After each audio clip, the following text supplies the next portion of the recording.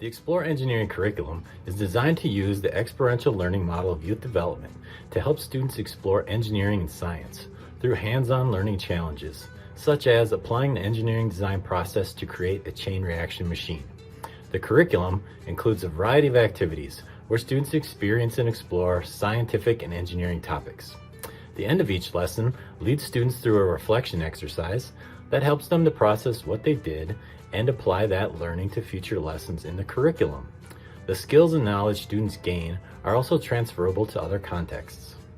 The curriculum integrates key scientific principles that are aligned with the next generation science standards and the 2019 Minnesota Science Standards. The exploration of scientific principles provides students a base of knowledge that they can draw from as they work through the challenge-based lessons.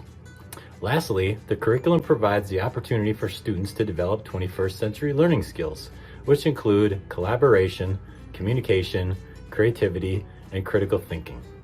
We know you will find the Explore Engineering curriculum a valuable resource for helping your students connect the dots between engineering and science.